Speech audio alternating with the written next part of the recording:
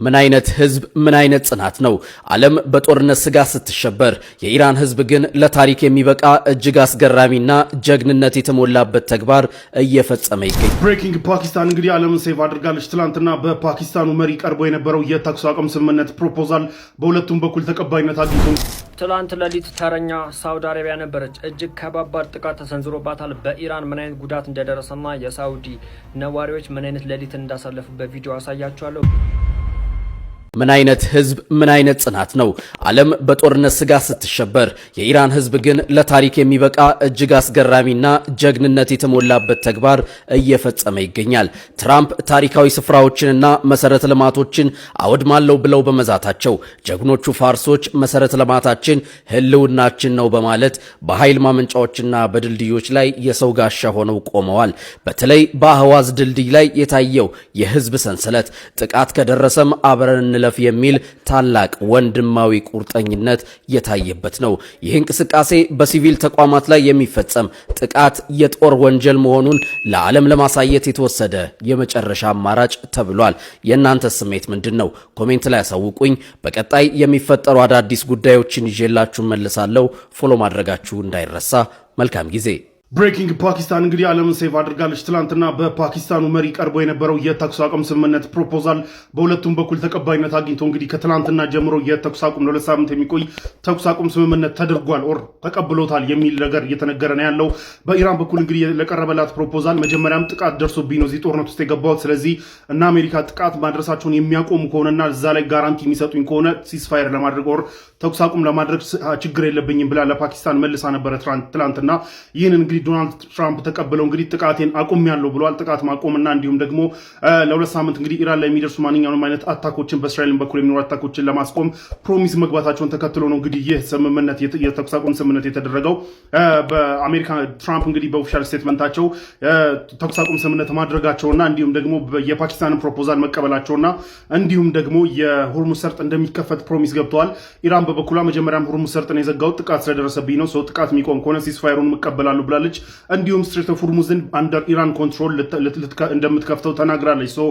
ሆርሙዝ ሰርጥም ለሁለት ሳምንት አትሊስት ሁለት ሳምንት ይከፈታል። ከዛ በኋላ የሚመጣውን የምናየው ቢሆንም ዶናልድ ትራምፕ በኦፊሻል ስቴትመንታቸው ሌላ ያነሱት ፖይንት ምንድነው? ኢራን ያቀረበቻቸውን 10 የመደራደሪያ ነጥቦችን መቀበላቸውና ወርከብል ናቸው፣ ለድርድር የቀረቡ ናቸው። በዚህ ሁለት ሳምንት ውስጥ ኔጎሽየት አድርገን ስምምነት ላይ እንደርስባቸዋለን ብለዋል። እዚህ 10 ነጥቦች ውስጥ እንግዲህ ኢራን እንደምታውቁት እስከዛሬ ለ40 ምናምን ዓመት ለብዙ ዓመት ተጥሎባት የነበረውን ማዕቀብ እንዲነሳ ኢሚዲየትሊ የአሜሪካም ሆነ ኢንተርናሽናል ማዕቀብ እንዲነሳ የሚል ጥያቄ አለበት። ከዛ ውጭ ደግሞ ሆርሙዝ ሰርጥ ላይ ባለቤትነታችን $2 ሚሊዮን እያስከፈልን የምናሳልፍበት የሚከበር የሚል አለበት። በጣም ወሳኝ የሆኑ ፖይንቶች አሉ ለኢራን እዛ ላይ እና ጦርነቱ ላይ የደረሰውን ውድመት እንግዲህ እነዚህና አሜሪካ ሪኮምፐንሴት እንዲያርጉ ወር መልሰው እንዲከፍሉ የሚል አለበት። እነዚህን የመሳሰሉ ሪኩዌስቶችን እንግዲህ እነዚህ የመሳሰሉ ዲማንዶች አሉበት። ይህ ባለ 10 ፖይንት ድርድር ነጥብ የኢራን ያንን ተቀብለናል። ኔጎሽየብል ነው፣ ለመወያየት ቅርብ ነው። ተወያይተን እንስማማበታለን፣ ችግር የለውም ብለዋል ትራምፕ። የኢራንንም ሪኩዌስት ተቀብለዋል ማለት ነው። ለማንኛውም በዚህ ኦፊሻል ስቴትመንታቸው እንግዲህ ትራምፕ አይ አም ፕራውድ ሚድል ኢስትንም ሆነ አሜሪካ መሪ ሆኜ ይህንን ጉዳይ ወደ ሲስፋየር በማምጣቴ አይ አም ፕራውድ እያሉ ነው። ነገር ግን በሁለቱም በኩል እንደ ድል እየተወሰደ ነው። ይህ ነገር የትኛውን የማን ነው ድል የሚለውን እናንተ ትገምታላችሁ። ኦር በቀጣይ ቪዲዮ ኮምፔር እናድርገውና ድል የማን ነው የሚለው እናንተ እንትን ትላላችሁ። ለማንኛውም ግን ሲስፋየር ታውጇል ማለት ነው። ፋይናሊ እንግዲህ ዓለምን ወደማይሆን አለመረጋጋትና ወደ ባሰ ቀውስ ይነዳል ተብሎ ሲፈራ የነበረው ነገር ቀርቶ እንግዲህ የተኩስ አቁም ስምምነት ተደርጓል ማለት ነው።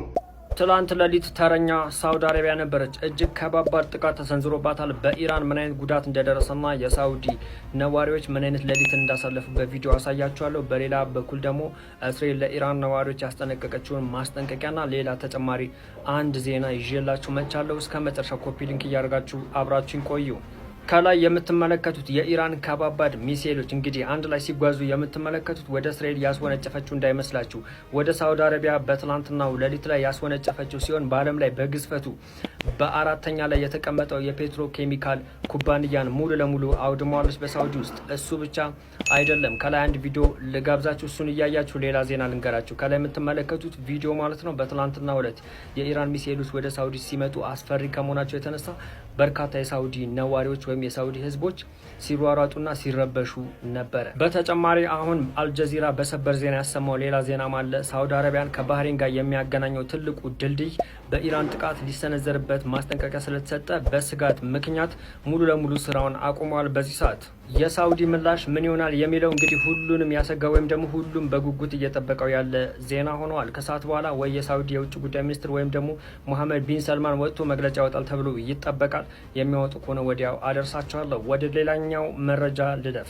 እስራኤል ለኢራን ነዋሪዎች ማስጠንቀቂያውን ልካለች። እሱም ምንድነው እንግዲህ በኢራን ውስጥ የሚገኙ የፈጣን ባቡር አገልግሎት የሚሰጡ መስመሮች አሉና ከዛ አካባቢ እንድትርቁ፣ ምክንያቱም ጥቃት ልንሰነዝር ነው እያሉ ይገኛሉ። ብዙ ሚዲያዎች እየዘገቡ እንዳለው ከሆነ የማታው እንግዲህ የኢራንና የአሜሪካ ፍጥጫ ከመጀመሩ በፊት እስራኤል እነዚህን የባቡር መስመሮች ማጥቃት ትፈልጋለች እና ዜጎችን ከዛ ቦታ ሸሹ እያለች ትገኛለች። እንግዲህ እስራኤልም ለንጹሃን አስባ ማለት ነው። እንግዲህ አዳዲስ መረጃ የሚወጣ በዚህ ጉዳይ አዳዲስ መረጃ የሚወጣ ከሆነ አደርሳቸዋለሁ። በደም ሼር፣ ኮፒ ሊንክ፣ ሪፖስት እያደረጋችሁ አደርሱት። ድሮ ማለት ነው ዩኤስ በደንብ ሳታቅድ ማለት ነው 600 ፔጅ ማኑዋል አውጥተው ለ6 ለ7 ወር ሳያቅዱ በፊት ማለት ነው አንድ ታንክ ያንቀሳቀሱ ነበረ። በሰሞኑ በነበረው ሬስኪው ሚሽን ግን ዩኤስ ኦፊሰሩን ከኢራን ባወጡበት ግን መጨረሻ ፈጠንጠን ያለ ኦልሬዲ ኢራን ገብተናል፣ ሰፈር ውስጥ ገብተናል ማይት አዝዌል እስቲ እንሞክራት ምናምን ብለው የኢራንን ዩራኒየም ማለት ኒውክሊየር ለመስራት የምትጠቀምበትን ማቴሪያል ለመስረቅ ሞክረዋል እየተባለ ነው። መጀመሪያ ማለት ነው ኢራን ይህንን ኒውስ ስታወጣ ማንም አላመናትም ነበረ። ይህ ሬስኪው ሚሽን የዩኤስ ሚሊተሪ ኦፊሰርን ለማውጣት ብቻ ሳይሆን ዩራኒየም ለመስረቅ ሞክረዋል ሲሉ ማንም ሰው አላመናትም ነበር። ነገር ግን ዛሬ ማለት ነው ትራምፕ ወጥቶ እዚህ ሚሽን አለ ወደ 155 ኤርክራፍቶች ልከን ነበር አለ። ማለት አንድ ሰው ለማትረፍ 155 ዋር ፕሌን ምን ያደርጋል የሚለውን ነገር ያዙና ማለት ነው አናሊስቶች ነው ሌላ ነገር አለ ምናምን ነገር አሉ ማለት ነው። እና ምንድነው ማለት ነው ሰውየው የወደቀው ፕሌኑ ስትራይክ ሲደረግ እችኛዋ ኤሪያ ላይ ነው ቦየር አህመድ ፕሮቪንስ አካባቢ ነበር የወደቀው። ግን የተገኘው ደግሞ ስፋሃን የሚባል ሪጅን ላይ ነው። በሁለቱ መካከል ደግሞ ቢያንስ የ200 ኪሎ ሜትር ርቀት አለ። ስፋሃን የሚባለው ሪጅን ደግሞ እንደምታውቁት የኢራን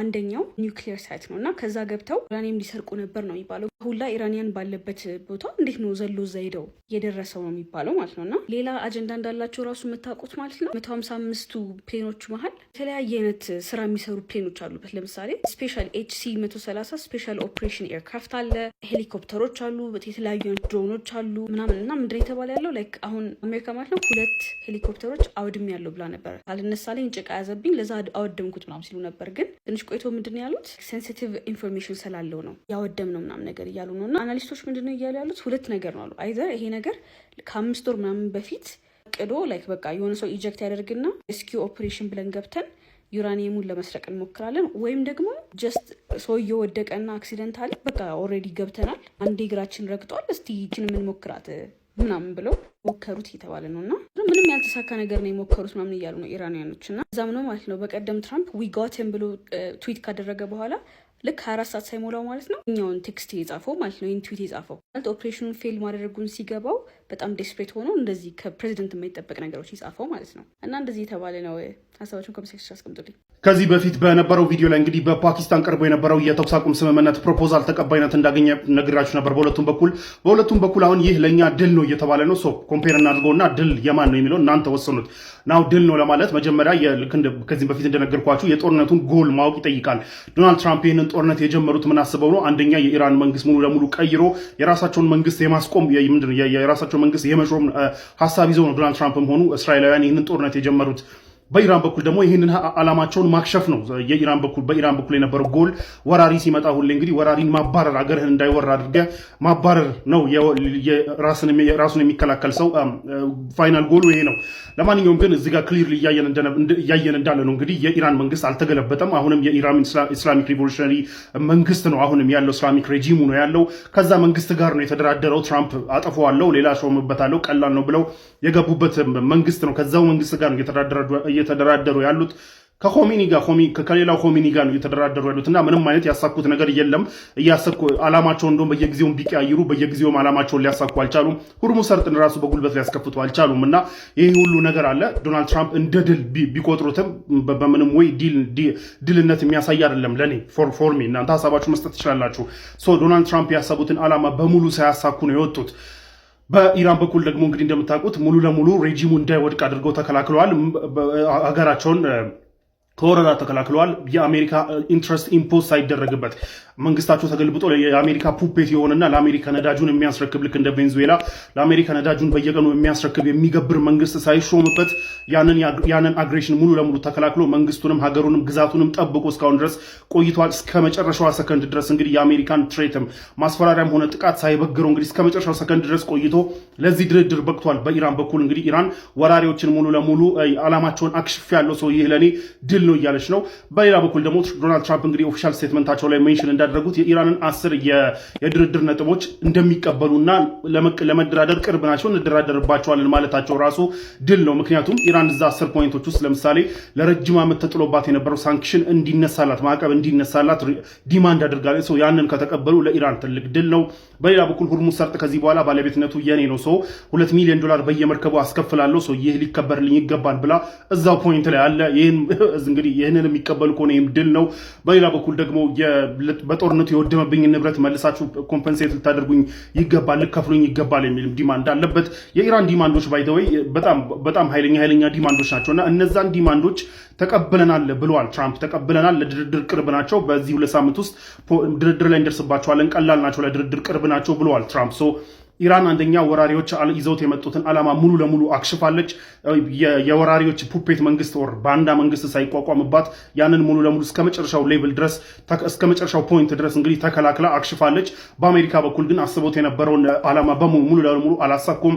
መንግስት አልገለበጡም፣ የራሳቸውን ፑፔት መንግስት አላስቀመጡም። የኢራንን ነዳጅ ወስዳለሁ ብሎ እንደዛቱት አልወሰዱም። ሁርሙዝ ሰርጥን በጉልበት አስከፍታለሁ እንዳሉት አላስከፈቱም። ዞሮ ሁሉም ነገር ወዴት መጥቷል? መጨረሻ ላይ ወደ ድርድር መጥቶ እንግዲህ ሁርሙዝም ለሚመጡት 2 ሳምንት ቢሆን አትሊስት የሚከፈተው በድርድር ነው፣ በጉልበት አይደለም፣ በድርድር መሆኑ ታይቷል። የትኛው ነው ድል የሚለውን እናንተ ትናገራላችሁ። በሌላ በኩል ግን በአሜሪካና በእስራኤል በኩል ያሉ ነገራቶች እያነጋገሩ ነው ያሉት። በተለይ በአሜሪካ በኩል የአሜሪካ ሴናተሮች እየወጡ እንግዲህ ዶናልድ ትራምፕ ራሱን ካስገባበት ረግረግ ውስጥ መውጫ ማግኘቱ ሁላችንም ይዞ ሳይጠፋ መውጫ ማግኘቱ እኛ ደስ ብሎናል፣ ምንም እንኳን ወራዳ መውጫ ቢሆንም እያሉ እየተናገሩ ነው ያሉት የተለያዩ ሴናተሮች እየወጡ ትናንትና በተለይ ሲፈሩ ዶናልድ ትራምፕ ልናስቆም ይገባል ሲሆን የነበሩ ሴናተሮች ያ መውጫ መገኘቱ በጣም ደስ የሚል ነገር ነው እያሉ ነው ያሉት። በእስራኤል በኩል ጋሽ ቢኒ ኦፊሻሊ ይህንን የሲስፋየር የተቀበሉት ቢሆንም ግን የእስራኤል ሚዲያዎች ግን በጣም ትራምፕ የዓለም መቀለጃ ግሎባል ጆክ እያሉት ነው ያሉት። ግሎባል ጆክ ማለት የዓለም መቀለጃ የሆነ ሰው ነው። ዓላማውን ሳያሳካ ምንም ሳያደርግ ነው የወጣው እና የዓለም መቀለጃ ነው እያሉት ያሉት። በተለይ ሲስፋየሩ ከታወጀ በኋላ ራሱ ኢራን ወደ እስራኤል ባሊስቲክ ሚሳይሎችን ልካ የእስራኤል ህዝብ በሙሉ ሼልተር ውስጥ ነበርና የእስራኤል ህዝብ በሙሉ ሼልተር ውስጥ ባለበት ሰዓት ሲስፋየር አውጃለሁ ማለት እጅግ በጣም ውርደት ነው እያሉ ነው ያሉት የእስራኤል ሚዲያዎች። በተለይ እንደምታውቁት ኢራን ባሊስቲክ ሚሳይል መተኮስ እንዳትችል አድርገን እናጠፋታለን ተብሎ ተገብቶ የነበረ ቢሆንም ሲስፋየሩ እስኪታወጅ ሰከንድ ድረስ ኢራን ስቲል ባሊስቲክ ሚሳይል መተኮስ የምትችል ሀገር መሆኗን ማሳየቷን ተከትሎ እንግዲህ ከፍተኛ ውርደት ነው እየተባለ ነው ያለው በእስራኤል ሚዲያዎች በኩል። ለማንኛውም ፋይናሊ ዓላማውን ማን አሳክቷል፣ የዚህን ጦርነት የገባበትን ዓላማ ማን አሳክቷል የሚለውን ግን ዩ ቢ ዘ ጀጅ